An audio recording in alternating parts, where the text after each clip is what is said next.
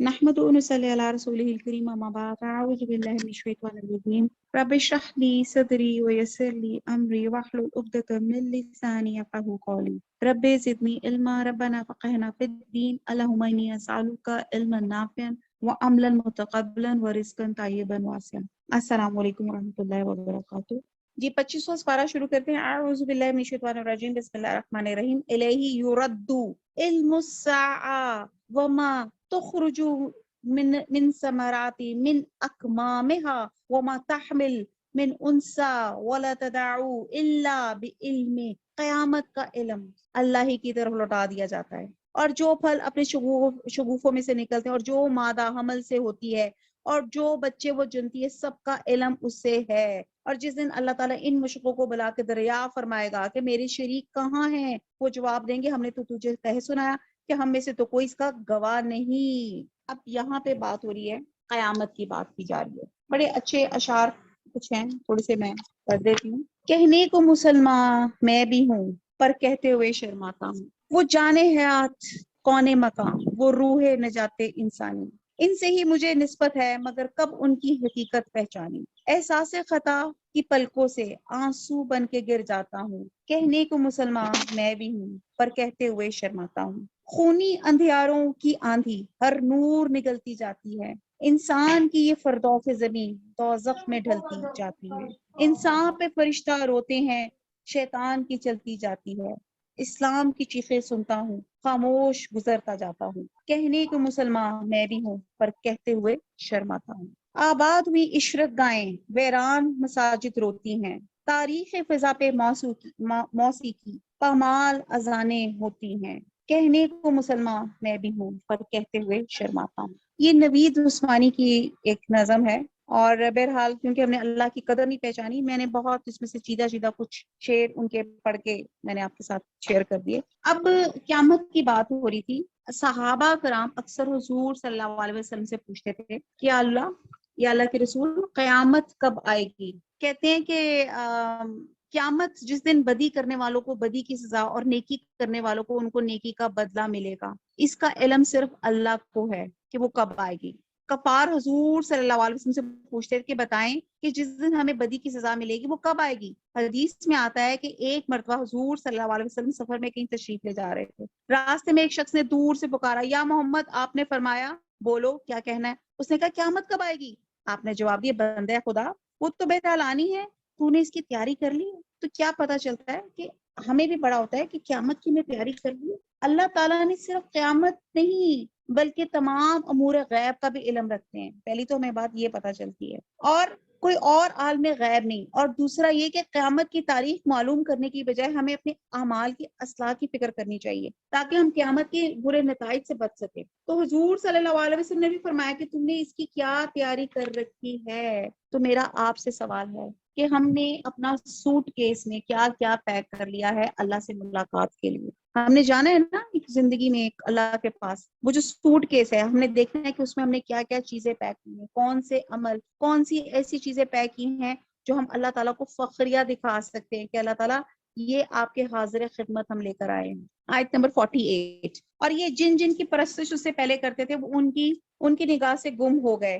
انہوں نے سمجھ لیا کہ اب ان کے لیے کوئی بچاؤ نہیں. بھلائی کے مانگنے سے انسان تھکتا نہیں، اگر اسے کوئی تکلیف پہنچ جائے تو مایوس اور نا امید ہو جاتا ہے. اور جو مصیبت اسے پہنچ چکی اس کے بعد اگر ہم اسے کسی رحمت کا مزہ چکھائیں تو وہ کہتا ہے کہ اس کا تو میں حقدار ہوں، حقدار ہی تھا، اور میں تو خیال ہی نہیں کر سکتا کہ قیامت قائم ہوگی. اگر میں اپنے رب کے پاس واپس گیا تو بھی یقیناً میرے لیے اس کے پاس بھی بہتری ہے. یقیناً ہم ان کفار کو ان کے اعمال سے خبردار کریں گے اور انہیں سخت عذاب کا مزہ چکھائیں گے. ایکچولی یہ وہ کلاس ہے جنہیں اللہ تعالیٰ نے دنیا میں بڑا نوازا ہوا ہے. تو سوچتے ہیں کہ اللہ تعالیٰ ہم سے خوش ہیں تو دنیا میں ہمیں بہت نوازا ہوا ہے، تو جہاں دنیا میں نواز ہے تو آخرت میں بھی نوازیں گے. تو یہ جو ان کی فلسفی ہے یہ ٹھیک نہیں ہے.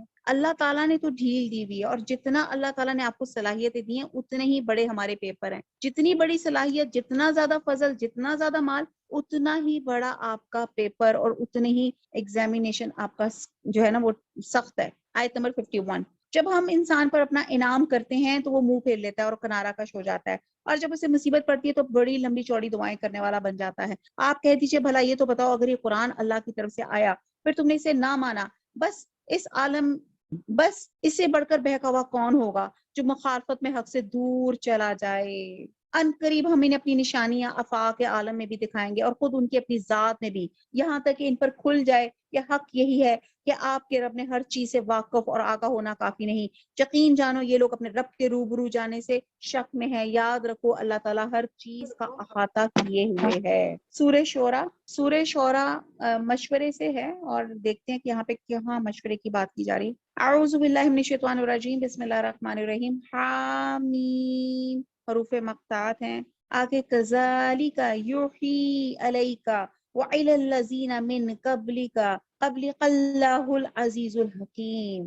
حامیم عین سین قاف۔ اللہ تعالیٰ جو زبردست ہے اور حکمت والا ہے، اسی طرح تیری طرف اور تجھ سے اگلوں کی طرف وہی بھیجتا ہے۔ یعنی کہ اللہ تعالیٰ بتا رہے ہیں کہ یہ قرآن جیسے اللہ تعالیٰ نے نازل کی، اس سے پہلے انبیاء پر بھی صحیفے اور کتابیں نازل کی گئیں۔ ایک صحابی نے رسول صلی اللہ علیہ وسلم سے وحی کی کیفیت پوچھی تو آپ نے فرمایا، کبھی یہ تو میرے پاس گھنٹی کی شکل میں آتی ہے اور یہ مجھ پہ سخت سخت ہوتی ہے، اور جب یہ ختم ہوتا ہے تو مجھے یاد ہو چکا ہوتا ہے، اور کبھی فرشتہ انسانی شکل میں آتا ہے اور مجھ سے کلام کرتا ہے، اور جو کہتا ہے میں یاد کر لیتا ہوں۔ اور حضرت عائشہ فرماتی ہے کہ میں نے سخت سردی میں مشاہدہ کیا کہ جب وحی کی کیفیت ختم ہوتی تو آپ پسینے سے شرابور ہوتے اور آپ کی پیشانی سے پسینے کے قطرے گر رہے ہوتے۔ آیت نمبر 4۔ آسمانوں کی تمام چیزیں جو کچھ زمین میں ہے سب اسی کا ہے، وہ برتر اور عظیم الشان ہے۔ قریب آسمان اپنے اوپر سے پھٹ پڑے اور تمام فرشتے اپنے رب کی پاکی تعریف کے ساتھ بیان کر رہے ہیں اور زمین والوں کے لیے استغفار کر رہے ہیں۔ خوب سمجھ رکھو اللہ تعالیٰ ہی معاف فرمانے والا ہے اور رحمت والا ہے، اور جن لوگوں نے اس کے سوا دوسروں کو کارساز بنا لیا اللہ تعالیٰ ان پہ نگران ہے اور آپ ان کے ذمہ دار نہیں ہیں۔ اسی طرح ہم نے آپ کی طرف عربی قرآن کی وحی کی تاکہ آپ مکہ والوں کو اور اس کے آس پاس کے لوگوں کو خبردار کر دیں اور جمع ہونے کے دن سے جس کے آنے میں کوئی شک نہیں ڈرا دیں۔ ایک گروہ جنت میں ہوگا اور ایک گروہ جہنم میں ہوگا۔ اگر اللہ تعالیٰ چاہتا تو ان سب کو ایک ہی امت بنا دیتا، لیکن وہ جسے چاہتا اپنی رحمت میں داخل کر لیتا ہے اور ظالموں کا حامی اور مددگار کوئی نہیں۔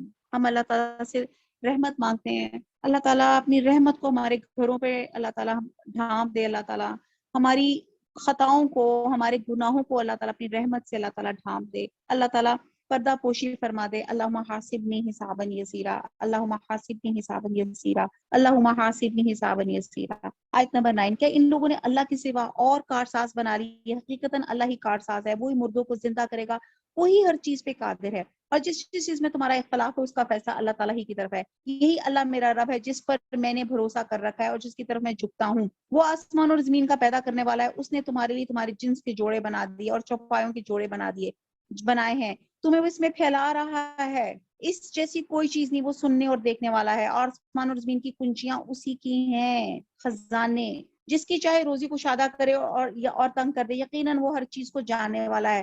اللہ تعالیٰ نے تمہارے لیے وہی دین قرار کیا جس کے قائم کرنے کا اس نے نوح کو حکم دیا، جو بذریعہ وہی ہم نے تیری طرف بھیجا، اور جس کی تاکیدی حکم ہم نے ابراہیم علیہ السلام اور موسیٰ علیہ السلام اور عیسیٰ علیہ السلام کو دیا تھا کہ اس دین کو قائم رکھنا، اس میں پھوٹ نہ ڈالنا، اور جس چیز کی طرف آپ انہیں بلا رہے ہیں وہ تو ان مشقین پہ گراں گزرتی ہے۔ اللہ تعالیٰ جس سے چاہتا ہے اپنا برگزیدہ بناتا ہے، اور جو بھی اس کی طرف رجوع کرے وہ اس کی صحیح رہنمائی کرتا ہے۔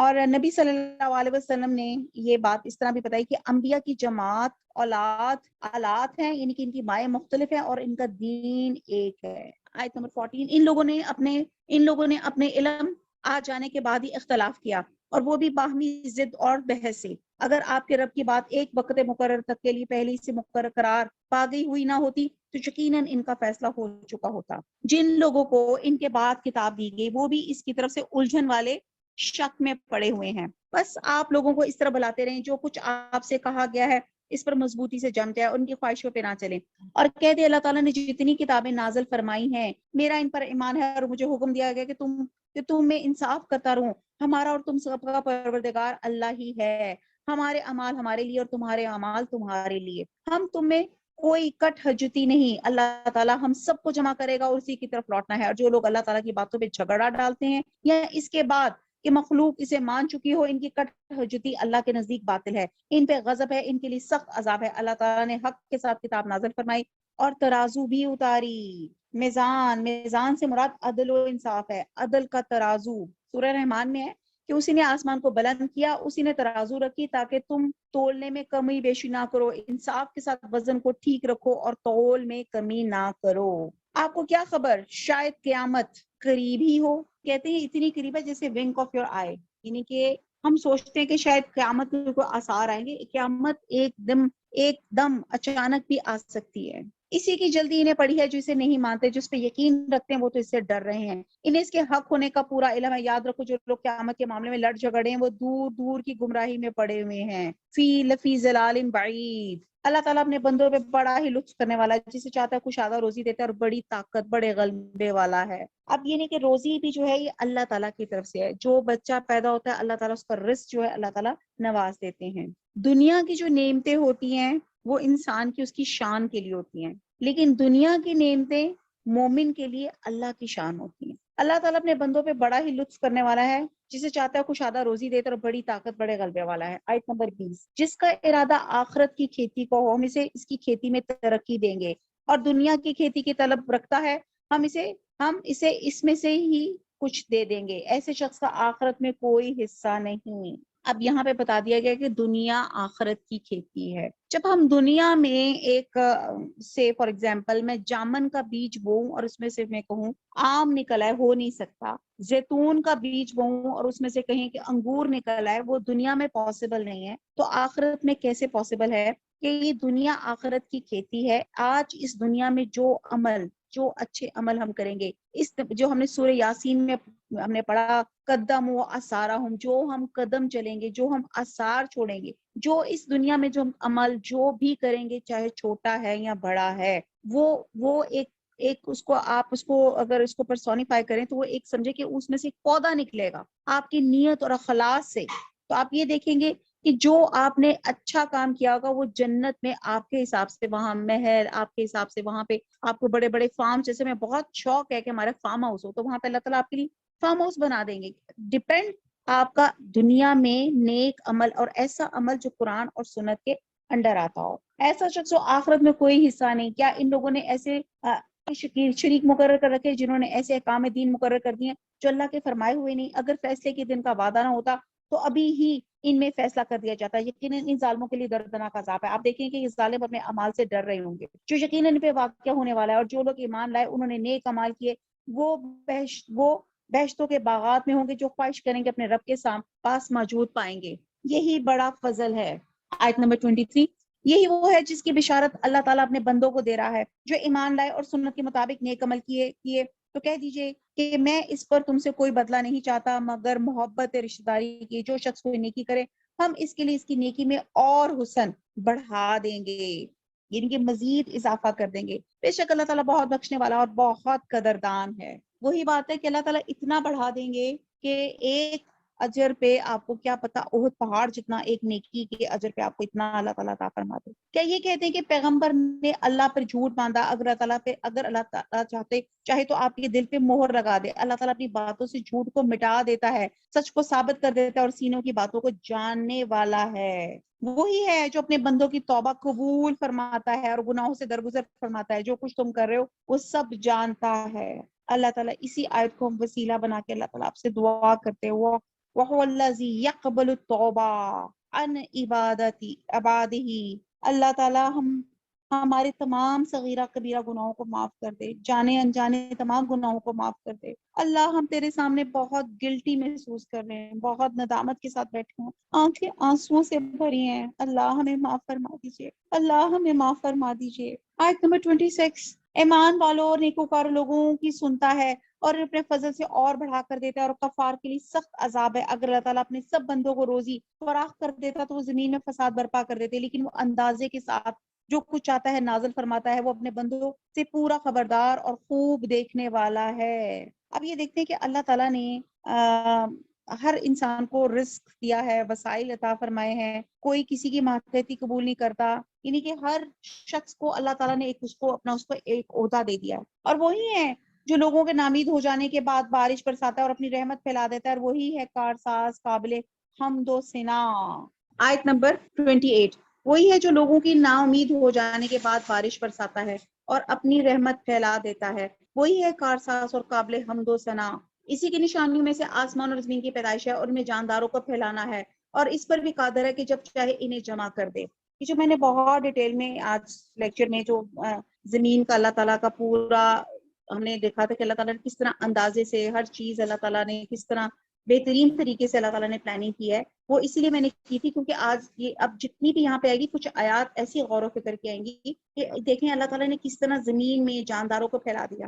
آپ دیکھیں کتنی مرغیاں کھاتے ہیں اور کتنے ہم گوشت کھاتے ہیں، اس حساب سے اللہ تعالیٰ نے مرغی اور بکریوں کی تعداد فرق رکھی، اور اسی طرح جو خونخوار جانور ہیں جیسے شیر ہے، بھیڑیا ہے یا چیتا ہے، ان کی مقدار اللہ تعالیٰ نے اور طرح سے رکھی، اور کہتے ہیں کہ اور پھر کیا ہوگا، پھر یہی قادر ہے جب چاہے انہیں جمع کر لے۔ آگے آیت نمبر 30 ہے، تمہیں جو کچھ مصیبتیں پہنچتی ہیں وہ تمہارے اپنے ہاتھوں کے کرتوت کا بدلہ ہے، اور وہ تو بہت سی باتوں سے درگزر فرما لیتا ہے۔ حدیث میں آتا ہے کہ مومن کو جو بھی تکلیف یا غم پہنچتا ہے، حتیٰ کہ اس کی پیر میں کانٹا بھی چبھتا ہے، تو اللہ تعالیٰ اس کی وجہ سے اس کے گناہ معاف فرما دیتا ہے۔ تو اللہ تعالیٰ بہت سے گناہوں سے درگزر فرماتا ہے، یعنی کہ ہمیشہ کے لیے یا تو ہمیشہ کے لیے معاف کر دیتا ہے یا ان پہ فوری سزا نہیں دیتا۔ تو یہاں پہ سورہ فاطر میں اگر اللہ تعالیٰ لوگوں کے کرتوتوں پہ فوراً مواخذہ شروع فرما دے تو زمین پہ کوئی چلنے والا باقی نہ رہے، اور یہی بات کی جا رہی ہے کہ ہمیں جو مصیبت پہنچتی ہے، یعنی کہ یہ ایک چھوٹا سا ایک اصول بتایا گیا، ہم اپنے گھروں میں اپنے بیڈ کے صوفے کا کونا، اپنے بیڈ ہی کا کونا لگ گیا تو ایک دم کہتے ہائی نیل پڑ گیا، یا پتہ نہیں اپنے گھر میں جب ٹکرا کے گر جاتے ہیں تو اللہ تعالیٰ کہتے ہیں دیز آر دا وارننگس کہ فوراً چیک کیا کریں حقوق اللہ یا حقوق العباد میں آپ نے آج کہیں کمی بیشی تو نہیں کی۔ اللہ تعالیٰ وارن کر رہا ہے، اللہ تعالیٰ فرما رہے تمہیں جو کچھ مصیبتیں پہنچتی وہ تمہاری ہاتھوں کے کرتوت کا بدلہ ہے، اور تم ہمیں زمین میں عاجز کرنے والے نہیں، تمہارے لیے سوائے اللہ تعالیٰ کے نہ کوئی کارساز ہے نہ مددگار ہے، اور دریا میں چلنے والے پہاڑوں جیسی کشتیاں اس کی نشانی میں سے ہیں، اگر وہ چاہے تو ہوا بند کر دے اور یہ کشتیاں سمندروں پہ رکی رہ جائے، یقیناً اس میں ہر صبر کرنے والے شکر گزار کے لیے نشانیاں ہیں، یا انہیں ان کے کرتوتوں کے باعث تباہ کر دے، وہ تو بہت ہی خطاؤں سے درگزر فرمایا کرتا ہے، تاکہ جو لوگ ہماری نشانیوں میں جھگڑتے ہیں وہ معلوم کر لے کہ ان کے لیے کوئی چھٹکارا نہیں۔ تو تمہیں جو کچھ دیا گیا ہے وہ زندگانی دنیا کا کچھ یوں ہی سا اسباب ہے، اللہ کے پاس جو ہے اسے بدرجہ بہتر ہے اور پائیدار ہے، اور وہ ان کے لیے ہے جو ایمان لائے اور صرف اپنے رب ہی پہ بھروسہ رکھے، اور کبیرہ گناہوں سے اور بے حیائیوں سے بچتے ہیں اور غصے کے وقت بھی معاف کر دیتے ہیں۔ اب یہ بڑے اللہ تعالیٰ نے ایٹیکیٹس بتا دیے۔ اللہ فرماتے ہیں کہ کبیرہ گناہوں سے اللہ تعالیٰ یہ بات سمجھا رہے ہیں کہ دنیا میں جو کچھ بھی ملا وہ چند روز کے لیے، ہم تھوڑی سی مدت اس کو استعمال کریں گے، پھر اس کو چھوڑ کر خالی ہاتھ رخصت ہوں گے، پھر وہ مولت دولت چاہے کتنی بھی ہو، کسی کے پاس بھی ہو، خود اپنے اوپر جو خرچ کرتا ہے وہ بہت کم ہوتا ہے، تو آپ یہ دیکھیں کہ اس کے لیے وہ اپنے آخرت کا گھر خراب کر دیتا ہے۔ آپ یہ دیکھیں تو پھر آگے اللہ تعالیٰ مزید فرما رہے ہیں کہ پھر ایسا انسان کیا کرنا چاہیے، وہ کبیرہ گناہوں سے اور بے حیائی سے بچے اور غصے کے وقت بھی معاف کر دے، ایمان لائے اور ایمان پر بھروسہ رکھے، اور اللہ پہ توکل ایمان کا لازمی تقاضا ہے، اور توکل کی معنی ہے کہ آدمی اللہ کی رہنمائی پہ کامل یقین رکھے، اور جنت کی نعمتیں ان کے لیے ہیں جو بڑے بڑے جرائم سے پرہیز کرتے ہیں، اللہ کا وعدہ ہے جو بڑے بڑے گناہوں سے بچے گا اس کے چھوٹے چھوٹے گناہ معاف فرما دیے جائیں گے، اور بڑے گناہوں کی فہرست قرآن اور حدیث میں دی جاتی ہے، اور سب سے بڑا گناہ وہ ہے جو جان بوجھ کر کیا جائے، اور چھوٹا گناہ وہ ہے جو بے جانے بوجھے بشری کمزوری کے طور پہ کیا جائے۔ اللہ تعالیٰ فرماتے ہیں کہ جب غصہ آتا ہے تو معاف کر دیتے ہیں، غسیلے نہیں ہوتے، نرم خو ہو جاتے ہیں، پھر جب اپنے رب کا حکم قبول کرتے ہیں، جس کام کے لیے اللہ تعالیٰ بلاتا ہے تو اس کی طرف دوڑ پڑتے ہیں، پھر آگے آئے گا نماز پڑھتے ہیں، زکوٰۃ ادا کرتے ہیں، اور جب ان پر ظلم ہو تو اسے مناسب طریقے سے بدل دیتے ہیں، یہ بھی اہل ایمان کی بہترین صفات میں سے۔ تو یہاں پہ اللہ سبحانہ تعالیٰ 8 صفات یہاں پہ آگے پیچھے بیان کر دی، آیت نمبر 38، اور اپنے رب کے فرمان کو قبول کرتے ہیں اور نماز کی پابندی کرتے ہیں، اور ان کا ہر کام، اب یہاں پہ جو لفظ آ رہا ہے نا، وہ امرہم شورا بینہم ومما رزقناہم ینفقون، جو سورہ شورا کو جو یہاں پہ لفظ آیا وہ یہاں پہ آیا ہے کہ اور ان کا ہر کام آپس کے مشورے سے ہوتا ہے۔ شورا مطلب ایک دوسرے سے مشاورت کرنا۔ حضرت عمر رضی اللہ تعالیٰ عنہ جب نیزے کے وار سے زخمی ہو گئے اور زندگی کی امید باقی نہ رہی تو امر خلافت میں مشاورت کے لیے 6 آدمی نامزد کر دیے گئے، یعنی کہ وہ لوگ 6 مل کر پھر حکم جاری کیا کرتے تھے، اور مشاورت کا مطلب ہے کہ ان لوگوں سے مشورہ کرنا جو اس معاملے کی نزاکتوں اور ضرورتوں کو سمجھتے ہوں جس میں مشورہ درکار ہے. جیسے اگر آپ نے بلڈنگ یا پل وغیرہ کا یا آپ نے کچھ کرنا ہے تو آپ کسی انجینئر سے آپ پوچھیں گے, آپ کسی ڈاکٹر سے تو نہیں پوچھ سکتے. اسی طرح اگر ایک بندہ بیمار ہے تو اس کا مشورہ آپ ایک ڈاکٹر سے لیں گے, ایک انجینئر یا عام بندے سے تو نہیں لے سکتے. لیکن جمہوریت میں, ڈیموکریسی میں اس کے برعکس ہر بالغ شخص کو مشورے کا اہل سمجھا جاتا ہے, چاہے وہ کورا ان پڑھ ہو, بے شعور ہو اور امور سلطنت کی نزاکتوں سے یکسر بے خبر ہو. اور یہاں پہ مشورے کی امپورٹنس بھی ہے کہ بہت اچھا ہوتا ہے آپ نیکی کے کاموں میں ایک دوسرے سے مشورہ کر لیا کرو, یعنی کہ جب آپ نیکی کا کام کر رہے ہو تو دوسرے کو بھی ساتھ شامل کر لیں. اور اگر آپ برائی کا کام ہے, اگر کوئی برائی کا کام کر رہا ہے تو اسے مشورہ دے کے اس کا کام آپ اس کو ہٹا بھی سکتے ہیں, اسے روک بھی سکتے ہیں. اور جو ہم نے انہیں دے رکھا ہے اس میں سے ہمارے نام پر دیتے ہیں, اور جب ان پہ ظلم و زیادتی ہو تو صرف بدلہ لے لیتے ہیں, اور برائی کا بدلہ اسی جیسی برائی ہے. جو معاف کر دے, اصلاح کر لے, اس کا اجر اللہ کے ذمے ہے. فی الواقع اللہ تعالیٰ ظالموں کو دوست نہیں رکھتا. یعنی کہ اللہ تعالیٰ مزید فرما رہے ہیں کہ اگر آپ بدلہ رکھنے کی قدرت بھی رکھتے ہیں تو معاف کر دیں. جیسے کہ نبی صلی اللہ علیہ وسلم نے فتح مکہ والے دن اپنے خون کے پیاسوں کے لیے عفو عام کا اعلان کر دیا تھا. حدیبیہ میں آپ نے 80 آدمیوں کو معاف فرمایا جنہوں نے آپ کے خلاف سازش تیار کی تھی. حتیٰ کہ اس شخص کو بھی معاف کر دیا جس نے آپ پہ جادو کیا تھا, اور اس یہودیہ عورت کو آپ نے کچھ نہیں کہا جس نے آپ کے کھانے میں زہر ملا دیا تھا, جس کی تکلیف آپ کو آخری دم تک محسوس ہوتی رہی تھی. اچھا, یہ جو مشورے کی بھی بات کی جا رہی ہے, جنگ بدر میں بھی مشورہ لیا گیا, جنگ خندق میں بھی, صلح حدیبیہ میں بھی مشورہ لیا گیا. تو بہرحال یہاں مشورے کی بہت زیادہ امپورٹنس ہے جو سورہ شورا میں بتائی جاتی ہے کہ جب آپ ہو تو آپ ریلیٹڈ پرسن سے, جب آپ کو مسئلہ ہو تو آپ ریلیٹڈ پرسن سے آپ مشورہ کر سکتے ہیں. اب یہ نہیں ہے کہ ایک بچی ناراض ہوئی ہے تو اس نے دنیا جان کے فون کھڑکا دیے, اماں جی میرے ساتھ یہ ظلم ہو گیا, یہ ہو گیا. آپ اس سے بات کریں جو آپ کی اس مسئلے کو, اس پریشانی کو دور کر سکتا ہے. آیت نمبر 41, جو شخص اپنے مظلوم ہونے کے بعد برابر کا بدلہ لے لے تو ایسے لوگوں پہ الزام کا کوئی راستہ نہیں. یہ راستہ صرف ان لوگوں پہ ہے جو خود دوسروں پہ ظلم کریں اور زمین میں ناحق فساد کرتے ہیں. یہی لوگ ہیں جن کے لیے دردناک عذاب ہے. اور جو شخص صبر کر لے اور معاف کر دے, یقیناً یہ بڑی ہمت کے کاموں میں سے ایک کام ہے. اور جسے اللہ تعالیٰ بہکا دے اس کے بعد کوئی چارہ ساز نہیں. اور تو دیکھے گا کہ ظالم لوگ عذاب کو دیکھ کر کہہ رہے ہوں گے کیا واپس جانے کی کوئی اور راہ ہے. اور تو انہیں دیکھے گا وہ جہنم کے سامنے لا کھڑے کیے جائیں گے, مارے ذلت کے کبڑے ہوئے جاتے ہوں گے اور کنکھیوں سے دیکھ رہے ہوں گے. ایماندار صاف کہیں گے حقیقی ضیاءکار وہ ہیں جنہوں نے آج قیامت کے دن اپنے آپ کو اور اپنے گھر والوں کو نقصان میں ڈال دیا. یاد رکھو یقیناً ظالم لوگ دائمی عذاب میں ہیں. ان کے کوئی مددگار نہیں جو اللہ تعالیٰ سے الگ ان کی امداد کر سکے. جسے اللہ گمراہ کر دے اس کے لیے کوئی راستہ ہی نہیں. اپنے رب کا حکم مان لو اس سے پہلے کہ اللہ کی جانب سے وہ دن آ جائے جس کا ہٹ جاننا ناممکن ہے. تمہیں اس روز نہ تو کوئی پناہ کی جگہ ملے گی نہ چھپ کر انجان بن جانے کی. اگر یہ منہ پھیلے تو ہم نے آپ کو ان پہ نگہبان بنا کر نہیں بھیجا. آپ کے ذمے تو صرف پیغام پہنچا دینا ہے. ہم جب کبھی انسان کو اپنی مہربانی کا مزہ چکاتے ہیں تو اس پہ اعتراض آتا ہے, غرور آ جاتا ہے, تکبر آ جاتا ہے. کیا آنا چاہیے؟ شکر آنی چاہیے, عاجزی آنی چاہیے. اگر انہیں ان کے اعمال کی وجہ سے کوئی مصیبت پہنچتی ہے تو بے شک انسان بڑا ہی ناشکرا ہے. تکلیفوں پہ صبر اور نعمتوں پہ شکر, یہ اللہ تعالیٰ یہ رویہ ہمارے سے دیکھنا چاہتے ہیں.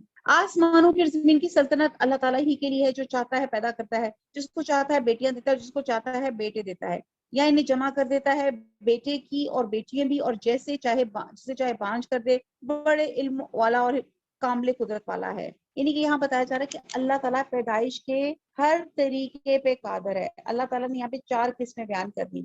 ایک وہ جن کو صرف بیٹے دیے گئے, ایک دوسرے وہ جن کو صرف بیٹیاں دی گئی, تیسرے وہ جن کو بیٹے بیٹیاں دونوں دی گئی, اور چوتھے وہ جن کو بیٹا نہ بیٹی, یعنی کہ کوئی بچہ نہیں دی گیا. اب لوگوں کے درمیان میں یہ جو فرق اللہ تعالیٰ نے رکھا ہے اس حکمت کو کوئی انسان بدل ہی نہیں سکتا. یہ جو تقسیم اولاد ہے. اور پھر اسی طرح اللہ سبحانہ تعالیٰ نے باپوں کے اعتبار سے بھی انسان کی 4 قسمیں پیدا کی. آپ دیکھتے ہیں کہ حضرت آدم علیہ السلام کو صرف مٹی سے پیدا کیا, نہ ان کے باپ تھے نہ ماں تھے. حضرت آدم حوا علیہ السلام جو تھی, حضرت حوا جو تھی حضرت آدم علیہ السلام کی پسلی سے پیدا کی گئی تھی. حضرت عیسیٰ علیہ السلام کو صرف عورت کے بطن سے پیدا کیا تھا اور ان کا باپ نہیں تھا. اور باقی تمام انسانوں کو مرد اور عورت دونوں کے ملاپ سے پیدا کیے گئے. ممکن ہے کہ کسی بندے سے اللہ تعالیٰ کلام کرے مگر وحی کے ذریعے پردے کے پیچھے یا کسی فرشتے کو بھیجے اور اللہ کے حکم سے جو وہ چاہے وہی کرے. بے شک وہ برتر ہے، حکمت والا ہے۔ اس میں وہی الہی کی 3 صورتیں بیان کی گئی ہیں۔ پہلا ہے کہ دل میں کسی بات کو خیال ڈالنا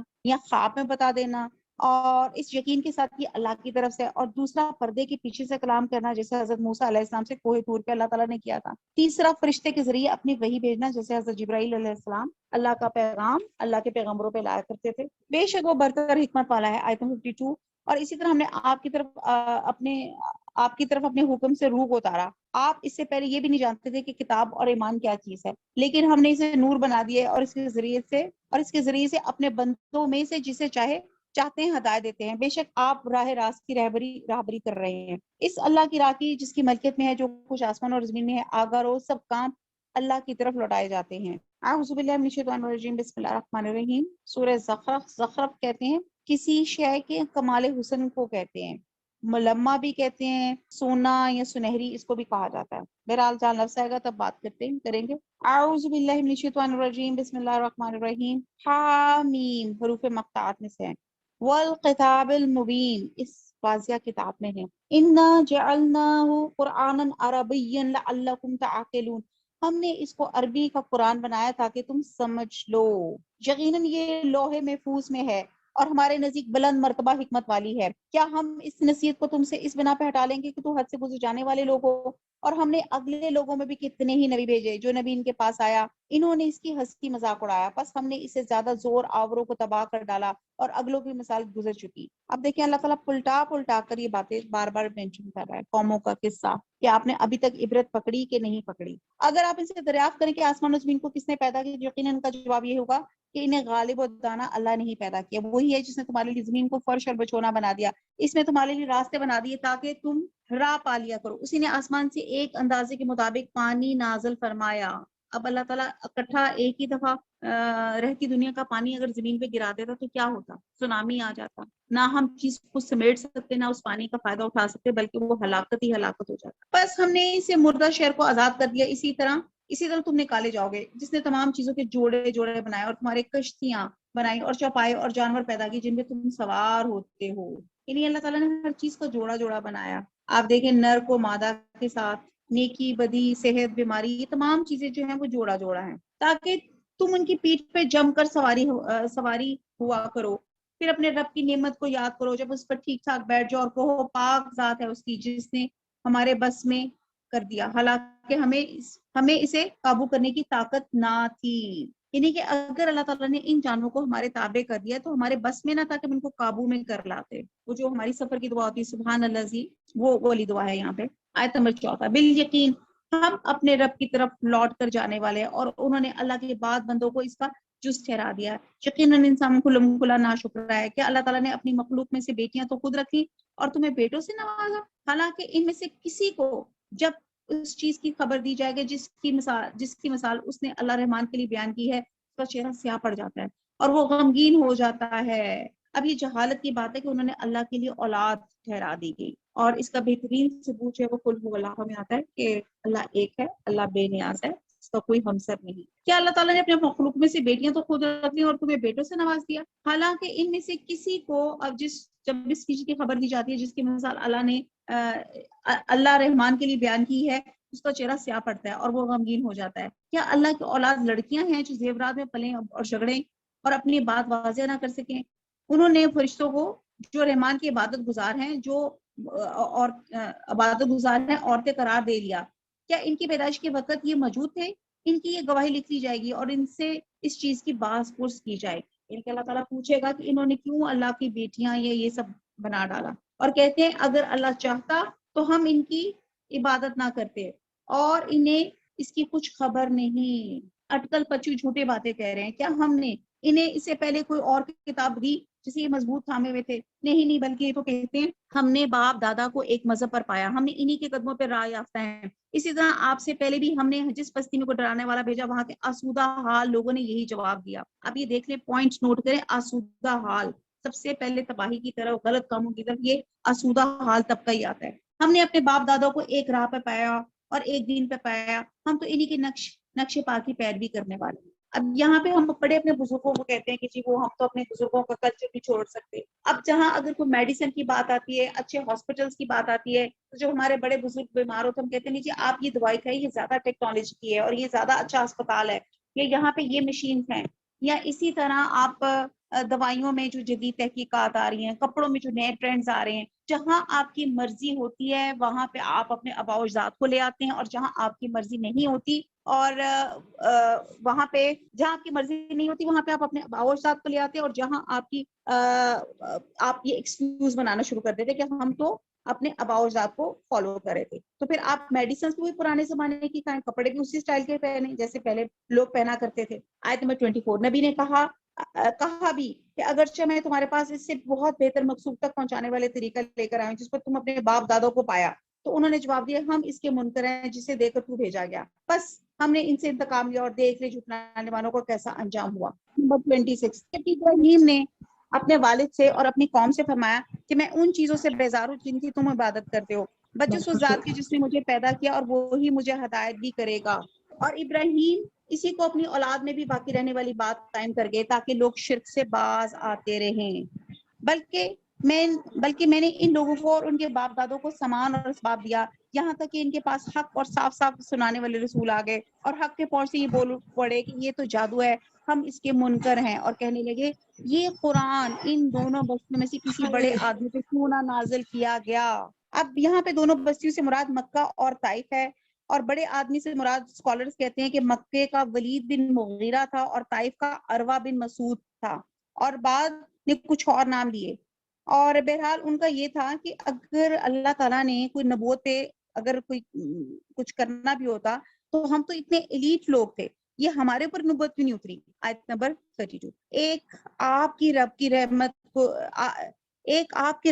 کو ہی تقسیم کرتے ہیں, ہم نے ہی ان کی زندگانی دنیا کی روزی ان میں تقسیم کی ہے, اور ہر ایک کو دوسرے سے بلند کیا ہے تاکہ ایک دوسرے کو ماتحت کر لے. جسے یہ لوگ سمیٹتے پھرتے ہیں اس سے آپ کے رب کی رحمت بہت ہی بہتر ہے. اب یہاں پہ اللہ تعالیٰ نے ایک اصول بیان کر دیا. آپ دیکھتے ہیں کہ ہمارے اپنے بچے جو ہوتے ہیں, ایک بہت انٹیلیجنٹ ہوتا ہے, ایک ایوریج ہوتا ہے, اور ایک بالکل ہی زیرو سے بھی لیول سے نیچے ہوتا ہے. تو یہاں پہ اللہ تعالیٰ نے یہ ایک نصاب رکھا کہ مال اور دولت میں, آپ کی جاہ و منصب میں, عقل اور فہم میں اللہ تعالیٰ نے یہ تھوڑا سا درجے رکھے ہوئے کہ کسی کی عقل, کسی کا اسٹیٹس, کسی کی مال, کسی کے اولاد, ہر ایک میں فرق رکھا. اور یہ اللہ تعالیٰ کی حکمت ہے, ورنہ اگر سب مال میں, منصب میں, علم میں, فہم میں, عقل میں, شعور میں اور دیگر اسباب میں دنیا برابر ہوتی تو کوئی کسی کے کام کرنے کے لیے تیار نہیں ہوتا, اور اسی طرح کمتر اور حقیر سمجھے جانے والے کام بھی کوئی نہ کرتا. جسے یہ لوگ سمیٹتے پھرتے ہیں اس سے آپ کے رب کی رحمت بہت ہی بہتر ہے,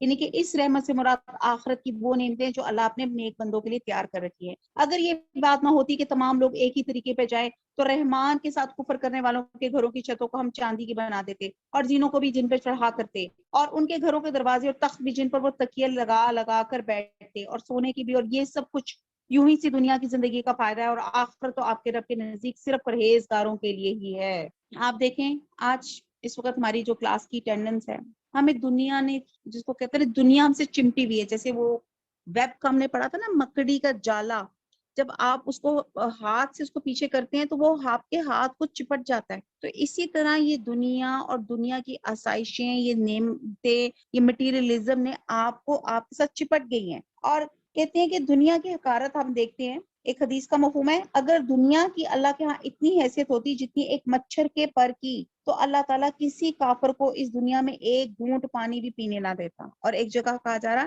کہ دنیا کی حقیقت ایسے ہے جیسے ایک مری ہوئی بکری, تو کیا اس میں سے کچھ لینا پسند فرمائے گا؟ تو اتنی زیادہ حقیر ہے یہ دنیا. اور آج اگر ہم اس دنیا کو, اپنی زندگی کو اللہ اور اس کے رسول کے مطابق زندگی گزار لیں گے, تو پھر اللہ تعالیٰ فرما رہے ہیں کہ آج جیسے سونا اور ریشم مردوں پہ حرام ہے, وہاں پہ ان کے لیے جائز ہو جائے گا. اور یہاں پہ جس طرح ہم عورتوں کو بہت شوق ہے, اگر ہم اس کو تو وہ ہم اپنا شوق جو ہے, اور وہاں پہ تو آپ کو خریدنا بھی نہیں پڑے گا. جیسے یہاں پہ آپ کو کہتے ہیں نا کہ جی 1.25 لاکھ کا تولہ ہو گیا یا ایسے کچھ ہو گیا, وہاں پہ تو آپ سوچیں گے تو وہ چیز اللہ تعالیٰ حاضر کر دے گا. آیت نمبر 36, جو شخص رحمان کی یاد سے غفلت کرے ہم اس پر ایک شیطان مقرر کر دیتے ہیں, وہ اس کا ساتھی رہتا ہے. اس کو انڈر لائن کر دیں, بچوں کو بتائیں بار بار کہ جو شخص رحمان کی یاد سے غفلت برتا سکتا ہے.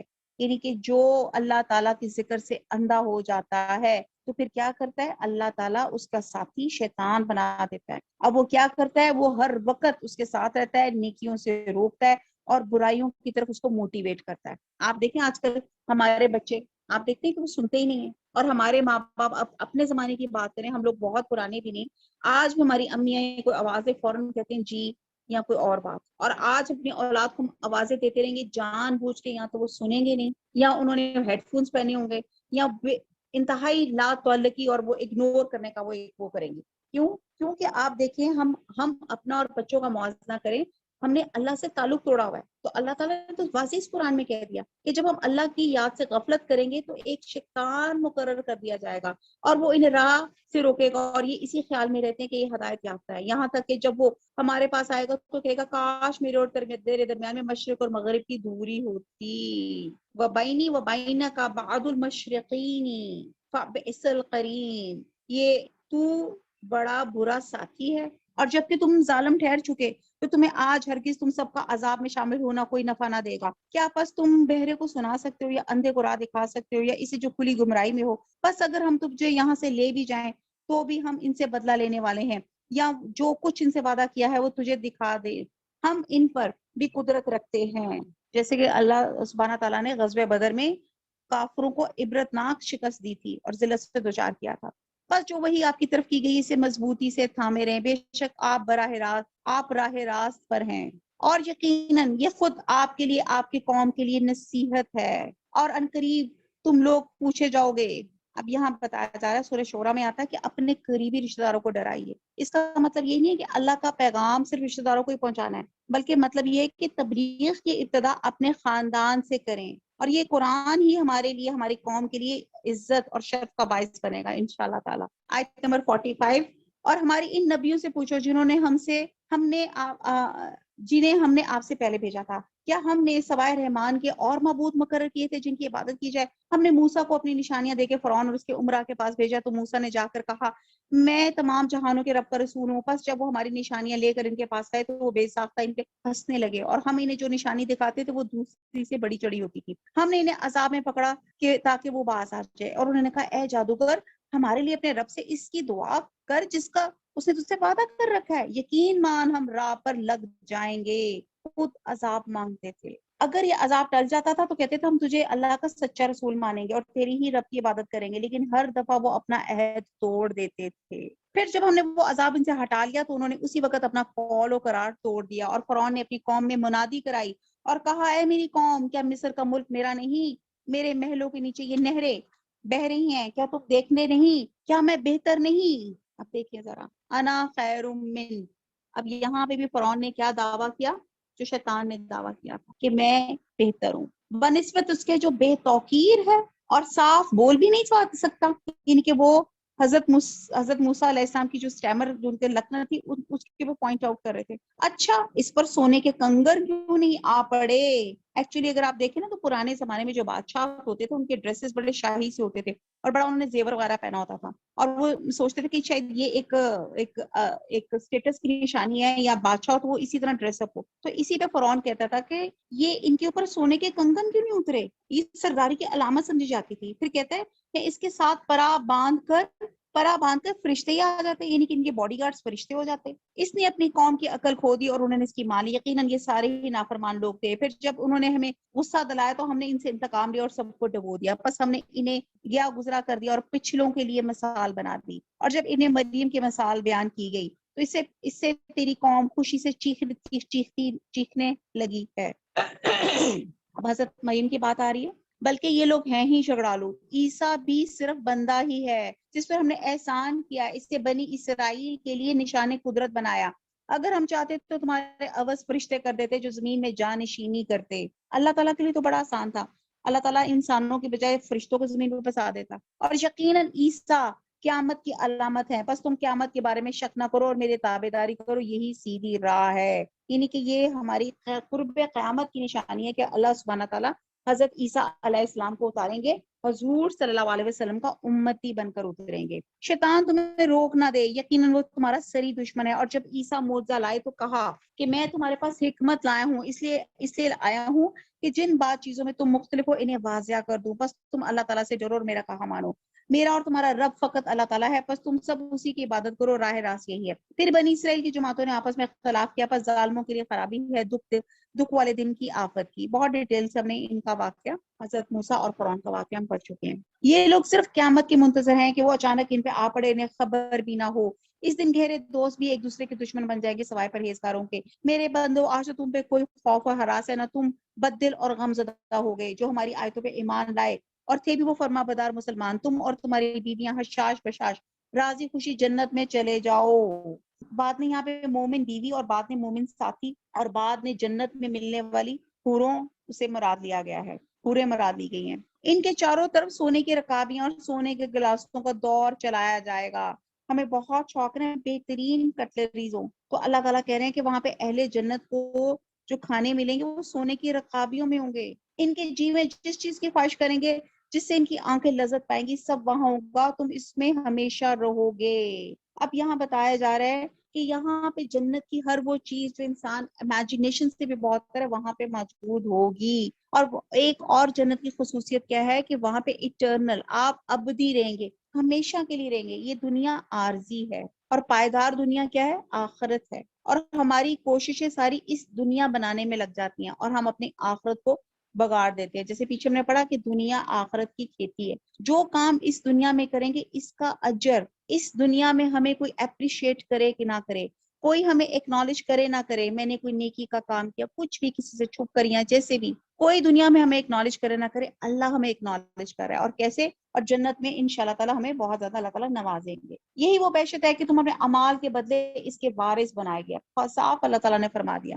کہ جو ہمارے عمل ہیں اسی کی وجہ سے ہم وارث بنیں گے. یہاں تمہارے با کثرت میوے جنہیں تم کھاتے رہو گے، بے شک گنہگار لوگ عذاب دوزخ میں ہمیشہ رہیں گے. یہ عذاب کبھی بھی ان سے ہلکا نہ کیا جائے گا اور وہ اسی مایوسی میں پڑے رہیں گے. اور ہم نے ان پر ظلم نہیں کیا بلکہ یہ خود ہی ظالم تھے. پکار کے کہیں گے اے مالک تیرے رب ہمارا کام ہی تمام کر دے. وہ کہے گا میں تو تمہیں ہمیشہ، وہ کہے گا تمہیں تو ہمیشہ رہنا ہے. اب یہ مالک کون ہے؟ دروغہ جہنم کا نام ہے. وہ کہتے تھے کہ اللہ تعالیٰ وہ اس کو مالک کو کہتے تھے ہمیں موت دیتے تاکہ ہم عذاب سے جان چھوٹ جائے. ہم تو تمہارے پاس حق لے آئے لیکن تم میں سے اکثر لوگ حق سے نفرت رکھنے والے تھے. کیا انہوں نے کسی کام کا پختہ ارادہ کر لیا تو یقین مانو ہم بھی پختہ کام کرنے والے ہیں. کہ ان کا یہ خیال ہے کہ ہم ان کی پوشیدہ باتوں کو اور ان کی سرگوشیوں کو نہیں سنتے. یقیناً وہ برابر سن رہے ہیں، لیکن بلکہ ہمارے بھیجے ہوئے ان کے پاس ہی لکھ رہے ہیں. آپ کہہ دیجیے اگر بالفرض رحمان کی اولاد ہوتی تو سب سے پہلے عبادت کرنے والا ہوتا. آسمان اور زمین اور عرش کا رب جو کچھ یہ بیان کرتے ہیں اس سے بہت پاک ہے. اب آپ انہیں اس بحث اور مباحث اور کھیل کود میں چھوڑ دیجیے یہاں تک کہ انہیں اس دن سے سابقہ پڑ جائے جس کا یہ وعدہ دیے جاتے ہیں. وہی آسمانوں میں معبود ہے اور زمین میں وہی قابل عبادت ہے. وہی بڑی حکمت والا اور پورے علم والا ہے اور بہت برکتوں والا ہے جس کے پاس آسمان اور زمین ان کے درمیان کی بادشاہت ہے. اور قیامت کا علم بھی اسی کے پاس ہے اور اسی کی جانب تم سب لوٹائے جاؤ گے. سپریم اتھارٹی اللہ سبحانہ تعالیٰ ہے. جنہیں یہ لوگ اللہ کے سوا پکارتے ہیں وہ شفاعت کرنے کا اختیار نہیں رکھتے. ہاں مستحق شفاعت وہی ہیں جو حق بات کا اقرار کرے اور انہیں علم بھی ہو. اگر آپ ان سے دریافت کریں کہ انہیں کس نے پیدا کیا تو یقیناً یہ جواب دیں گے اللہ نے. پھر یہ کہاں الٹے جاتے ہیں اور پیغمبر کا اکثر یہ کہنا کہ اے میرے رب یقیناً یہ وہ لوگ ہیں جو ایمان نہیں لاتے. بس آپ ان سے منہ پھیلیں اور رخصتانہ سلام کہہ دیں، انہیں عنقریب خود ہی معلوم ہو جائے گا، یعنی کہ اگنور کریں. اب سورہ دخان آ جاتی ہے. سورہ دخان یہ سورت بھی اس دور میں نازل ہوئی جس میں سورہ زخرف اور اس سے پہلے کی چند صورتیں نازل ہوئی. جب کفار مکہ کی مخالفت شدید سے شدید تر ہو گئی تو حضور صلی اللہ علیہ وسلم نے اللہ تعالیٰ سے دعا کی کہ خدایا یوسف کے قحط جیسا ایک قحط سے میری مدد فرما. حضور صلی اللہ علیہ وسلم کا خیال تھا کہ جب ان لوگوں پہ مصیبت پڑے گی اللہ یاد آئے گا، ان کے دل نصیحت قبول کرنے کے لیے نرم پڑیں گے. حضور صلی اللہ علیہ وسلم کی دعا قبول ہوئی اور سارے علاقے میں ایسے زور کا قحط پڑ گیا کہ لوگ بلبلا اٹھے. آخر کار خاص سرداران قریش جن میں ابو سفیان کا نام بھی آتا ہے اور حضور صلی اللہ علیہ وسلم کے پاس ہے اور درخواست کی کہ قوم کو اس بلا سے نجات دلانے کے لیے اللہ سے دعا کریں۔ اس موقع پہ اللہ تعالیٰ نے یہ صورت نازل فرمائی، سورہ دخان۔ اعوذ باللہ من الشیطان الرجیم، بسم اللہ الرحمن الرحیم، جیسے میں نے ابھی پڑھی تھی۔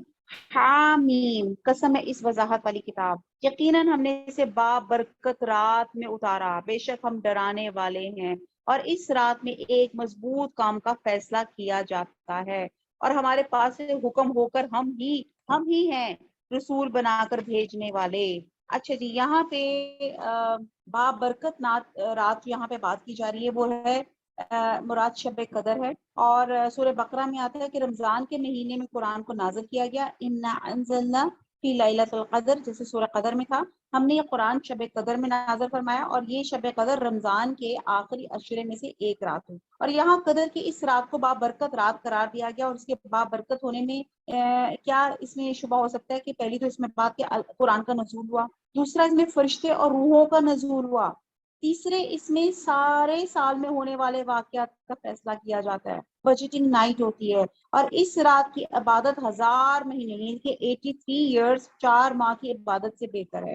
اور نبی صلی اللہ علیہ وسلم جو نبی صلی اللہ علیہ وسلم پہ جو قرآن مجید کا نزول ہوا، پہل اسی رات سے آپ پہ قرآن نازل ہوا، اور یہ لوح محفوظ سے اسی رات قرآن بیت العزت سے میں اتارا گیا جو آسمانی دنیا پر ہے، پھر وہاں سے حسب ضرورت 23 سالوں کے دوران میں حضور صلی اللہ علیہ وسلم پہ اتارا گیا، اور بعض لوگوں نے لیلۃ المبارکہ سے شعبان کی 15ویں رات مراد دی ہے، لیکن یہ بات درست نہیں ہے۔ بہرحال آگے چلتے ہیں۔ اللہ سبحانہ تعالیٰ کتاب روشن کی قسم کھا کے کہہ رہے ہیں کہ اسے اللہ نے اتارا ہے۔ آیت نمبر 6، آپ کے رب کی مہربانی ہے، وہی ہے سننے والا جانے والا، جو رب ہے آسمانوں کا اور زمین کا اور جو کچھ ان کے درمیان میں ہے، اگر تم یقین کرنے والے ہو، کوئی معبود نہیں اس کے سوا، وہی جلاتا ہے اور وہی مارتا ہے، وہی تمہارا رب ہے اور تمہارے اگلے باپ دادا کا، بلکہ وہ شک میں پڑے کھیل رہے ہیں، آپ اس دن کے منتظر رہیں جبکہ آسمان، اب یہاں پہ طوفان کا جو لفظ ہے وہ آ رہا ہے، رب نکشف عنا العذاب انا فرتقب یوم تعتی السماء بدخان مبین، طوفان کا مطلب ہے کہ دھواں، کہ اس دن کے منتظر رہیں کہ جبکہ آسمان ظاہر دھواں لائے گا جو لوگوں کو گھیر لے گا، یہ دردناک عذاب ہے۔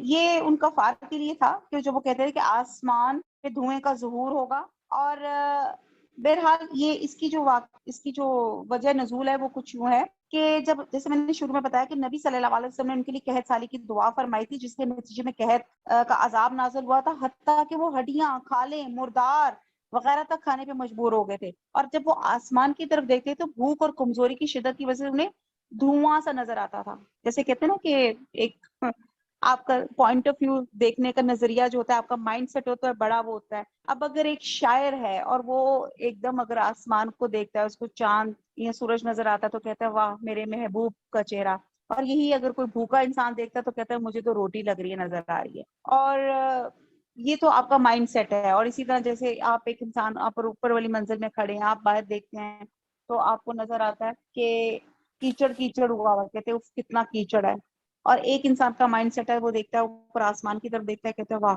کیا خوبصورت اللہ تعالیٰ نے آسمان پیدا کیا۔ تو یہ تو آپ کا رویہ ہے، آپ کی نظر ہے، آپ کا مائنڈ سیٹ ہے کہ آپ چیزوں کو نیگیٹیولی دیکھتے ہیں یا پازیٹیولی دیکھتے ہیں۔ تو یہاں بات ہو رہی تھی کہ بھوک کی وجہ سے، بھوک کی کمزوری سے انہیں آسمان جو تھا دھواں نظر آ رہا، اور پھر کہتے ہیں کہ یہ تنگ آ کے نبی صلی اللہ علیہ وسلم کی خدمت میں حاضر ہوئے اور عذاب ٹلنے پر ایمان لانے کا وعدہ کیا، لیکن یہ کیفیت دور ہوتے پھر ان کے اوپر کفر آ گیا، چنانچہ غزوہ بدر میں ان پہ سخت گرفت کی گئی، اور پھر یہاں پہ قرب قیامت کی 10 بڑی نشانیوں میں سے ایک علامت دھواں ہے۔ اب ہم دیکھ لیتے ہیں، اگر آپ میں سے کوئی لکھنا چاہتا ہے تو لکھ لو۔ حضور پاک صلی اللہ علیہ وسلم نے فرمایا قیامت قائم نہ ہوگی جب تک 10 علامات یکے بعد دیگرے ظاہر نہ ہو جائیں۔ نمبر 1 سورج کا مغرب سے طلوع ہونا، نمبر 2 دھواں، تیسرا دعوت الارض، وہ جو زمین سے جانور نکلے گا، جب ہم انسان امر بالمعروف اور نہیں عن المنکر کا کام چھوڑ دیں گے تو اللہ تعالیٰ یہ کام زمین سے جانور نکال کے کروائیں گے، پھر فتنہ دجال، اور پھر عیسیٰ بن مریم کا نزول، پھر یاجوج ماجوج کا خروج، پھر زمین کا دھنسنا مغرب میں اور مشرق میں، اور جزیرۃ العرب میں، اور عدن سے آگ کا نکلنا جو لوگوں کو ہانکتی ہوئی لے جائے گی۔ حضور صلی اللہ علیہ وسلم نے دھوئیں کو علامت قیامت میں شمار کیا، اور یہ بھی فرمایا وہ دھواں جب چھائے گا تو مومن پر اس کا اثر صرف زکام جیسا ہوگا اور کافر کی نس نس بھر جائے گی۔ جو لوگوں کو جھیلے گا یہ دردناک عذاب ہے، کہیں گے اے ہمارے رب یہ آفت ہم سے دور کر دے، ہم ایمان قبول کرتے، ان کے لیے نصیحت کہاں ہے؟ کھول کھول کر بیان کرنے والے پیغمبر ان کے پاس آ چکے، پھر بھی انہوں نے ان سے منہ پھیرا اور کہہ دیا سکھایا پڑھایا ہوا باؤلا ہے، ہم عذاب کو تھوڑا دور کر دیں گے، تم تو پھر اپنی اسی حالت پہ آ جاؤ گے جس دن ہم بڑی سخت پکڑ پکڑیں گے۔ بالیقین ہم بدلہ لینے والے ہیں، یقیناً ان سے پہلے ہم قوم فرعون کو بھی آزما چکے، جن کے پاس اللہ باعزت رسول آیا کہ اللہ تعالیٰ کے بندوں کو میرے حوالے کر دو، یقین مانو کہ میں تمہارے لیے امانت دار رسول ہوں، اور تم اللہ تعالیٰ کے سامنے سرکشی نہ کرو، تمہارے پاس کھلی دلیل لانے والا ہوں، اور میں اپنے اور تمہارے رب کی پناہ میں آتا ہوں اس لیے کہ تم مجھے سنسار کر دو، اگر تم مجھ پر ایمان نہیں لاتے تو مجھ سے الگ ہی رہو۔ پھر انہوں نے اپنے رب سے دعا کی کہ یہ سب گنہگار لوگ ہیں، اور ہم نے کہہ دیا کہ راتوں رات تو میرے بندوں کو لے کر نکل، یقیناً تمہارا پیچھا کیا جائے گا، تو دریا کو ساکن چھوڑ کے چلا جا، بلا شبہ یہ لشکر غرق کر دیا جائے گا۔ اللہ تعالیٰ نے قرآن میں پہلے لکھ دیا، اور بہت سے باغات اور چشمے چھوڑ گئے اور کھیتیاں اور راحت بخش ٹھکانے اور وہ آرام کی چیزیں جن میں عیش کر رہے تھے، اور اسی طرح ہو گیا، اور ہم نے ان سب کا وارث دوسری قوم کو بنا دیا، سو ان پہ نہ تو آسمان و زمین روئے اور نہ انہیں مہلت ملی۔ کتنا سچا کڑوا سچ اللہ تعالیٰ بتا رہے ہیں۔ آیت نمبر 30، بے شک ہم نے ہی بنی اسرائیل کو سخت ذلیل سزا سے نجات دی، فرعون کی طرف سے ہو رہی تھی، فی الواقع وہ سرکش اور حد سے گزر جانے والوں میں سے تھا، ہم نے دانستہ طور پر بنی اسرائیل کو دنیا جہان والوں پہ فوقیت دی، اور ہم نے انہیں ایسی نشانیاں دی جن میں سری آزمائشیں تھیں۔ یہ لوگ تو یوں ہی کہتے تھے کہ آخری چیز یہی ہماری پہلی بار دنیا سے مر جانا ہے اور ہم دوبارہ اٹھائے نہیں جائیں گے، اگر تم سچے ہو تو ہمارے باپ دادوں کو لے آؤ، کیا یہ لوگ بہتر ہیں یا تباہ کی قوم کے لوگ جو ان سے بھی پہلے تھے؟ ہم نے ان سب کو ہلاک کر دیا، یقیناً وہ گنہگار تھے۔ اب یہی کفار مکہ اور یہی تباہ کی قوم نے اور اس سے پہلی کی قوموں نے یہی جرم کیا تھا۔ تباہ سے مراد قوم میں سبا ہے، سبا میں حمیر قبیلہ تھا، اور یہ اپنے بادشاہ کو تباہ کہتے تھے، جیسے روم کے بادشاہ کو کیسر اور فارس کے بادشاہ کو کسرا اور مصر کے حکمران کو فرعون اور حبشہ کے فرمانروا کو نجاشی کہا جاتا ہے۔ اور بہرحال بتایا جاتا ہے کہ جب جس قوم نے اپنے پیغمبر کی تکذیب کی تو اس کو تہس اور نہس کر دیا گیا۔ آیت نمبر 38، ہم نے زمین اور آسمان ان کے درمیان کی چیزوں کو کھیل کے طور پہ پیدا نہیں کیا، یہ کھیل نہیں ہے۔ آج دیکھیں ہمارے بچے، اس وقت نظر اٹھا کے اپنے بچوں کی طرف دیکھیں، ہر بندہ موبائل میں مصروف، ایک گیم کے اندر انوالو ہے، ایون حد تو یہ کہ جو لوڈو تھی، لوڈو کو بھی انہوں نے گیم میں ڈال دیا، یہ موبائل گیم میں ڈال دیا۔ لوڈو میں ایٹ لیسٹ یہ ہوتا تھا کہ جب ہم فزیکل کھیلتے تھے تو فیملی کی انوالومنٹ ہوتی تھی۔ آج کل کی جو ویسٹ کی اسٹڈیز ہیں وہ دوبارہ یہ انہی چیزوں پہ لے کر آ رہی ہے کہ آپ کا فیملی ٹائم ہوتا ہے کہ جب آپ آپس میں بیٹھ کر یہ کھیلتے ہیں۔ تو ہم نے کیا کر چھوڑا ہے کہ ہم نے وہ ایک ون مین موبائل لے کے بیٹھ گئے، بس اب کوئی دنیا کا کوئی پتہ نہیں، دنیا کیا اور دین کیا، بلکہ ہم نے انہیں درست تدبیر کے ساتھ ہی پیدا کیا، لیکن ان میں سے اکثر لوگ نہیں جانتے۔ اللہ تعالیٰ سے دعا کرتے ہیں اللہ تعالیٰ یہ بچے جو آج کل ہمارے موبائلوں کی شکنجے میں جکڑے میں، اللہ تعالیٰ ان سے اللہ تعالیٰ کو نجات دے۔ اللہ تعالیٰ جو بیمار ہے اللہ تعالیٰ میرا بیٹا تمہارا، اللہ تعالیٰ اس کو صحت دے، تندرستی دے۔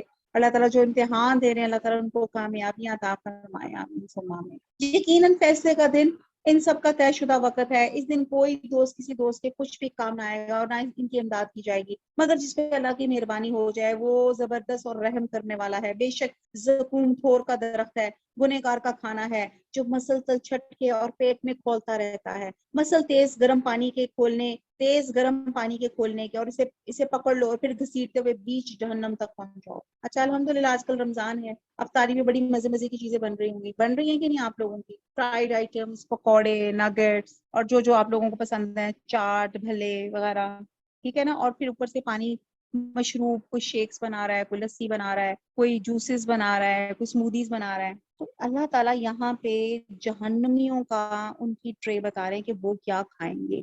زقوم تھور کا درخت جس پہ کانٹے لگے ہوتے ہیں، آپ سوچیں، اور پھر کیا ہے وہ کھا کے اور پھر پانی کیا پئیں گے؟ تلچھٹ، جیسے وہ بہت ایکسٹریم ایک آئل کو پکایا جائے نا تو وہ بالکل وہ اس طرح ہو جاتا ہے جیسے ایک وہ گاڑی کی تیل میں نہیں ہوتا ہے وہ جو مجھے یاد نہیں آ رہا ایک لفظ، تارپین ہوتا ہے تیل، وہ کیا ہوتا ہے وہ جو بالکل وہ ہو جاتا ہے تلچھٹ کی طرح، ویسا تیل، یا پھر آپ پانی پئیں گے تو کیسا گرم ایسا ہوگا کہ اندر آپ کے پورے جسم کو پگھلا چھوڑے گا۔ اور پھر اللہ تعالیٰ کہہ رہے ہیں کہ پھر اس مزید یہ کہ اس کو پکڑ کے گھسیٹتے ہوئے جہنم تک پہنچاؤ، یہ بھی نہیں کہ آرام سے کسی جہنم میں چلے جائے، گھسیٹ کر پھر اس کے سر پہ سخت گرم پانی کا عذاب بہاؤ، اب اس پہ بھی کمی نہیں، پھر مزید کیا ہے، سر پہ بھی گرم پانی کا عذاب، اس سے کہا جائے گا چکھتا جا تو بڑا ذی عزت اور بڑے اکرام والا تھا۔ آج گرمیوں کے دنوں میں ایک دم ہم نلکا کھولے تو ایک دم گرم پانی آ جاتے، کہتے ہیں اف، پھر تھوڑی دیر ہم نلکا کھول چھوڑتے ہیں تاکہ اس کی گرمی کی حدت نکل جائے۔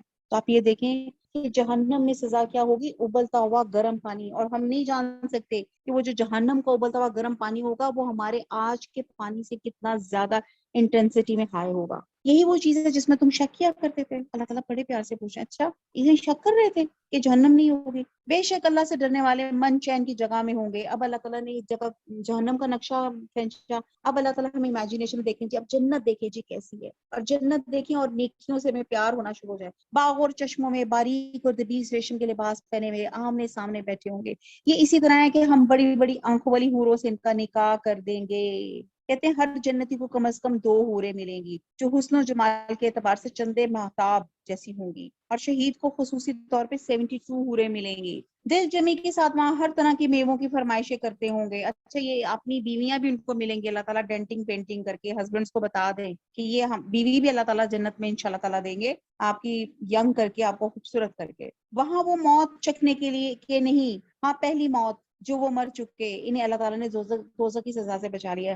یہ صرف تیرے رب کا فضل ہے، یہی بڑی کامیابی ہے۔ ہم نے اس قرآن کو تیری زبان میں آسان کر دیا تاکہ وہ نصیحت حاصل کرے، اب تو منتظر رہ، یہ بھی منتظر ہیں۔ اعوذ باللہ من الشیطان الرجیم، بسم اللہ الرحمن الرحیم۔ سورہ جاسیہ، جاسیہ کہتے ہیں زانوں پہ گرنے والی یا زانوں پہ بیٹھنے والی۔ اعوذ باللہ من الشیطان الرجیم، بسم اللہ الرحمن الرحیم۔ حامیم، حروف مقطعات ہیں۔ تنزیل الکتاب، کتابی من اللہ العزیز الحکیم، یہ کتاب اللہ غالب حکمت والے کی طرف سے نازل ہوئی ہے۔ آسمان اور زمین میں ایمانداروں کے لیے یقیناً بہت سی نشانیاں، خود تمہاری پیدائش میں اور جانوروں کے پھیلانے میں یقین رکھنے والی قوم کے لیے بہت سی نشانیاں ہیں، اور رات دن کے بدلنے اور جو کچھ روزی اللہ تعالیٰ آسمان سے نازل فرما کے زمین کو اس کے موت کے بعد زندہ کر دیتا ہے، اس میں ہواؤں کے بدلنے میں بھی اور لوگوں کے لیے جو عقل رکھتے ہیں نشانیاں ہیں۔ یہ ہیں اللہ کی آیتیں جنہیں ہم آپ کو راستی سے سنا رہے ہیں، پس اللہ تعالیٰ اور اس کی آیتوں کے بعد کس بات پر ایمان لائیں گے؟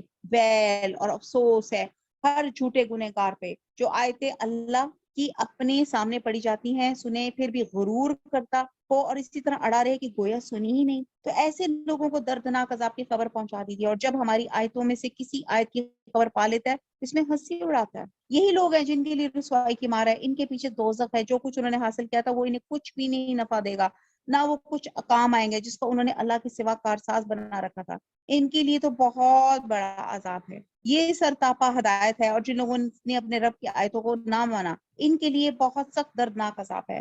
اللہ ہی ہے جس نے تمہارے لیے دریا کو تابع بنا دیا تاکہ اس کے حکم سے اس میں کشتیاں چلیں، اور تم اس کا فضل تلاش کرو تاکہ تم شکر گزار بنو، اور آسمان اور زمین کی ہر چیز کو اس نے اپنی طرف سے تمہارے لیے تابع کر دیا۔ آپ دیکھتے ہیں ہر چیز انسان کے انڈر میں ہے، زمین آسمان، اس میں تمام ایک انسان کو سروائیو اسی کی بھلائی کے لیے اللہ تعالیٰ نے بنایا۔ جو غور کریں تو یقیناً اس میں بہت سی نشانیاں پائیں گے۔ آپ ایمان والوں سے کہہ دیں کہ ان لوگوں سے درگزر کریں جو اللہ کے دنوں کو توقع نہیں رکھتے، اللہ کے دنوں کی توقع نہیں رکھتے، تاکہ اللہ تعالیٰ ایک قوم کا ان کے کرتوتوں کا بدلہ دے۔ اس بات کا خوف نہیں رکھتے کہ اللہ تعالیٰ اپنے ایماندار بندوں کو مدد کرنے اور دشمنوں کو نیست نابود کرنے پہ قدرت رکھتا ہے۔ جو نیکی کرے گا وہ اپنے ذاتی بھلے کے لیے، اور جو برائی کرے گا اس کا وبال اسی پر ہوگا۔ اب یہاں پہ آپ دیکھیں، یہ بھی بہت ہر دفعہ میں نے آپ کو بتایا کہ ہر گروہ اور فرد کا عمل اچھا ہے یا برا، اس کا فائدہ نقصان خود کرنے والے کو پہنچے گا، کسی دوسرے کو نہیں پہنچے گا۔ بس اس لیے کہا گیا ہر ایک کو نیکی کی تلقین کرتے رہیں اور برائی سے روکتے رہیں، پھر تم سب اپنے پروردگار کی طرف لوٹائے جاؤ گے۔ یقینا ہم نے بنی اسرائیل کو کتاب، حکومت اور نبوت دی، ہم نے انہیں پاکیزہ اور نفیس روزیاں دی تھی، اور انہیں دنیا والوں پر فضیلت دی تھی، اور ہم نے انہیں دین کی صاف صاف دلیلیں دی۔ پھر انہوں نے اپنے علم کے پہنچانے کے بعد آپس کی ضد و بحث میں سے ہی اختلاف برپا کر ڈالا۔ کہ جن جن چیزوں میں اختلاف کر رہے تھے ان کا فیصلہ قیامت والے دن ان کے درمیان خود تیرا رب کرے گا. پھر ہم نے آپ کو دین کی ظاہر راہ پہ قائم کر دیا، سو آپ اسی پر لگے رہیں اور رادانوں کی خواہشوں کی پیروی نہ کریں. یاد رکھیں کہ یہ لوگ ہرگز اللہ کے سامنے آپ کے کچھ کام نہیں آ سکتے. کہ ظالم لوگ آپس میں ایک دوسرے کے رفیق ہوتے ہیں اور پرہیزگاروں کا رفیق اللہ تعالیٰ ہے. قرآن لوگوں کے لیے بصیرت کی باتیں اور ہدایت اور رحمت ہے اس قوم کے لیے جو یقین رکھتی ہے. کیا ان لوگوں کا جو برے کام کرتے ہیں یہ گمان ہے کہ ہم انہیں ان لوگوں جیسا کر دیں گے جو ایمان لائے اور نیک کام کیے؟ ان کا مرنا جینا یکساں ہو جائے، برا ہے وہ فیصلہ جو وہ کر رہے ہیں. آسمان و زمین کو اللہ نے بہت ہی عدل کے ساتھ پیدا کیا. ہر شخص کو اس کے کیے ہوئے کام کا پورا بدلہ دیا جائے اور ان پہ ظلم نہ کیا جائے. کیا آپ نے اسے بھی دیکھا جس نے اپنی خواہش نفس کو معبود بنا رکھا؟ خواہش نفس کو. اب یہ بات ہم پہلے بھی پڑھ چکے ہیں لیکن یہ بڑی امپورٹنٹ بات ہے. ہم کہتے ہیں کہ دنیا میں تم کہتے ہیں کہ ہم کوئی شرک نہیں کرتے، اللہ کو شکر ہے ہمارے گھر دیکھ لیں کوئی بت آپ کو نظر نہیں آتا، لیکن ایک بت ہے جو ہم سب کے اندر ہے، وہ ہے آپ کا دل، آپ کی مرضی. شرک کی قسم بہت بری ہے. خواہش نفس کو معبود بنانا، اللہ کا بندہ بننے کی بجائے خواہش کا بندہ بن جانا. جو چیز فرض ہو وہ نہ کرے پر وہ کرے جو دل کر رہا ہے، جو وہ چیز کرے جو حرام ہے کیونکہ اس کا دل چاہ رہا ہے. اب آپ روزمرہ زندگی کے آپ مثالیں لے لیں. اگر آپ یہ دیکھیں کہ ایک بندہ سو رہا ہے تو پھر وہ سوتا ہی جا رہا ہے. اللہ تعالیٰ نے کہا اٹھو فضل تلاش کرو، لیکن وہ کہہ رہا ہے کہ جی وہ سویا ہے تو پھر وہ سویا ہی جا رہا ہے. اب کس کی مرضی کر رہا ہے؟ وہ دل کی مرضی کر رہا ہے. نفس چاہتا ہے کہ سو جاؤں، چاہے نماز چلی جائے تو کیا فرق پڑتا ہے. علم حاصل کرنا فرض ہے لیکن ہم کہتے ہیں ادھر اپنا ٹائم ویسٹ کرتے ہیں جیسے بچے آتے ہیں. تو یہ بھی کیا نفس کی پیروی ہے. اور ہم ساری زندگی اپنے نفس کی خاطرداری کرتے ہیں، یہ کھا لو، یہ پہن لو، اور آپ دیکھتے ہیں کہ اس کی وجہ سے اس میں اتنی غفلت پیدا ہو جاتی ہے، اتنی خود غرضی پیدا ہو جاتی ہے کہ وہ اپنی ذات کا سوچنا بھی چھوڑ دیتا ہے. خدا کی قسم کوئی تب تک مومن نہیں ہو سکتا جب تک وہ دوسروں کے لیے وہ پسند نہ کرے جو اپنے لیے پسند کرتا ہے. حضور صلی اللہ علیہ وسلم نے 13 سال مکہ میں اور 10 سال مدینہ میں نکالے، اور آپ دیکھیں کہ کیا چیز تھی. صحابہ کرام کا ایکٹ کیا ہوتا تھا؟ ان کا اپنا ایکٹ کیا تھا؟ سمعنا وأطعنا، ہم نے سنا اور ہم نے عمل کیا. تو جو نفس کی پیروی کرتا ہے تو وہ اس پہ ایک سٹیمپ لگ جاتی ہے، ایک پردہ آ جاتا ہے. اپنے خواہش کو معبود بنا رکھنا یعنی کہ آدمی اپنی خواہش کا بندہ بن کر رہ جائے، جو دل میں آئے وہ کرے، چاہے اللہ تعالیٰ نے اس کو حرام کیا ہو. جس کام کا دل نہ چاہے وہ نہ کرے، اور چاہے اللہ نے اس کو فرض کیا ہے. اور جب آدمی اس طرح کی کسی کی اطاعت کرنے لگے گا تو اس کا معنی ہے کہ آدمی نے اس کو اپنا معبود بنا لیا. اور جب بندہ اپنے نفس کو معبود بنا لیتا ہے تو اللہ کے علم کے باوجود یہ اس کا قانون ہے، جس راستے پہ کوئی چلنا چاہتا ہے اسی راستے پہ اس کے چلنے کی توفیق دے دیتا ہے. وہ اللہ تعالیٰ کہتا ہے نا، آپ ایک قدم آؤ میں 2 قدم آؤں گا، تم چلتے ہوئے آؤ میں دوڑتا ہوا آؤں گا، پر سٹیپ ہم نے اٹھانا ہے، ہم نے آگے بڑھنا ہے. اور اللہ تعالیٰ اس آیت کو وسیلہ بنا کے کرتے ہیں اللہ تعالیٰ ہمیں اس معبود، یہ جو نفس ہے، یہ جو دل کی مرضیاں، اللہ تعالیٰ اس سے ہمیں محفوظ فرماتے. آمین ثم آمین. اور باوجود سمجھ بوجھ کے اللہ نے اسے گمراہ کر دیا اور اس کے کان اور دل پہ مہر لگا دی، اس کی آنکھ پر بھی پردہ ڈال دیا. اب ایسے شخص کو اللہ کے بعد کون ہدایت دے سکتا ہے؟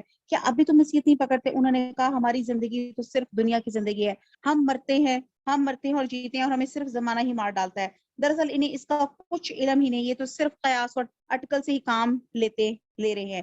اور جب ان کے سامنے ہماری واضح اور روشن آیتوں کی تلاوت کی جاتی ہے تو ان کے پاس اس قول کے سوا کوئی دلیل نہیں ہوتی. اگر تم سچے ہو تو ہمارے باپ دادوں کو لاؤ. اگر آپ کہہ دیجئے اللہ ہی تمہیں زندہ کرتا ہے، پھر تمہیں مار ڈالتا ہے، پھر تمہیں قیامت کے دن جمع کرے گا، جس میں کوئی شک نہیں، لیکن اکثر لوگ نہیں سمجھتے. آسمان و زمین کی بادشاہی اللہ ہی کی ہے. جس دن قیامت قائم ہوگی اس دن اہل باطل بڑے نقصان میں پڑیں گے. آپ دیکھیں گے ہر امت گھٹنوں کے بل گری ہوگی. ظاہر آیت سے تو یہ معلوم ہوتا ہے کہ ہر گروہ، چاہے وہ انبیاء کے پیروکار ہے یا ان مخالفین کے، خوف اور دہشت کے مارے گھٹنوں کے بل پڑے ہوں گے جب ان کو حساب اور کتاب کے لیے بلایا جائے گا. ہر گروہ اپنا نام اعمال کی طرف بلایا جائے گا. آج تمہیں اپنے کیے کا بدلہ دیا جائے گا. بس لیکن جو لوگ ایمان لائے انہوں نے نیک کام کیے تو ان کو ان کے رب اپنی رحمت تلے لے لے گا. یہی صحیح کامیابی ہے. لیکن جن لوگوں نے کفر کیا تو میں ان سے کہوں گا کہ کیا میری آیتیں تمہیں سنائی نہیں جاتی تھی؟ پھر بھی تم تکبر کرتے رہے. تم مجھے ہی گنہگار لوگ. اور جب کبھی کہا جائے گا کہ اللہ کا وعدہ یقیناً سچا ہے اور قیامت آنے میں کوئی شک نہیں، تو تم جواب دیتے ہو کہ ہم نہیں جانتے قیامت کیا چیز ہے. اب آپ دیکھیں 12 نمبر 25 کہاں سے شروع ہوا کہ قیامت کب آئے گی، اور اب ختم کس پہ ہو رہا ہے؟ ہم نہیں جانتے قیامت کیا چیز ہے، ہمیں کچھ یوں ہی سا خیال ہو جاتا ہے، لیکن ہمیں یقین نہیں ہے۔ ان پر اپنے اعمال کی برائیاں کھل گئی، اور جسے وہ مذاق میں اڑا رہے تھے اس نے انہیں گھیر لیا اور کہہ دیا کہ آج ہم تمہیں بھلا دیں گے جیسے تم نے اپنے اس دن سے ملنے کو بھلا دیا تھا، اور تمہارا ٹھکانہ جہنم ہے اور تمہارا مددگار کوئی نہیں۔ یہ اس لیے کہ تم نے اللہ تعالیٰ کی آیتوں کی ہنسی اڑائی تھی، اور دنیا کی زندگی نے تمہیں دھوکے میں ڈال رکھا تھا۔